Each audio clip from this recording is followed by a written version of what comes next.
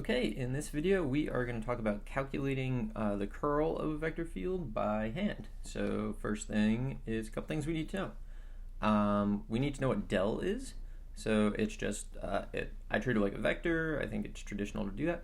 So it's partial x, partial y, partial z.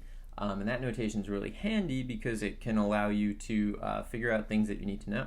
So with this, to find the curl of a vector field is actually just del, which we have here, crossed with the vector field.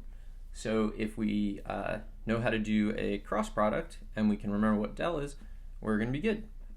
So we got this. And so our vector field, let's do an example, is going to be 3xy, 2x squared, and xy cubed. So to calculate curl, we need to do a cross product. So I'm going to set that up.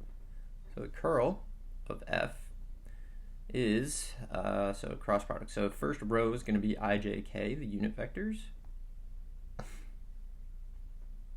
like that. And then del, so partial x, partial y, and partial z.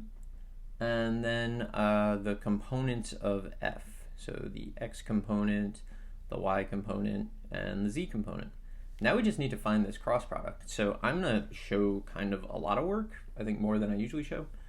So it's going to be equal to. So we're dealing with I, so we cross out the row and the column. So the first thing we do is partial y of xy cubed, and then minus partial z of 2x squared.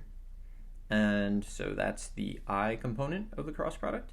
And then for the j component, what people sometimes forget is there's this minus sign, so it's minus. And then we're crossing out the row and column for j, so it's the second column and the first row. So it's going to be partial x of xy cubed minus partial z of 3xy. And then, so that's the j component, and then it's going to be plus, and now it's the k component, so cross out the first row and the third column, partial x of 2x squared, and then minus partial y of 3xy. All right, and that's the k component. So now all we have to do is actually evaluate these things. So equals, if you look at the first part, partial y of xy cubed is 3xy squared, and partial z, so let's do this, so 3xy squared, we need partial z of this, but there's no z's in there, so that's actually just 0, so we get 3xy squared I, and then it'll be minus, we're going to take the derivative of this with respect to x, which is just y cubed, and then the derivative of this with respect to z, but there's no z's, so we're done with that, and that's j component.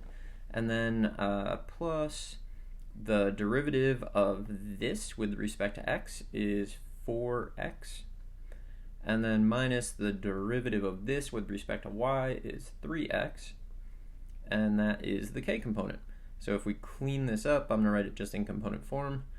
We get 3xy squared minus y cubed, and then just a positive x. And there you go. That's how we can calculate a curl by hand. It's not bad, it's just like a lot of derivatives and remembering what a cross product is.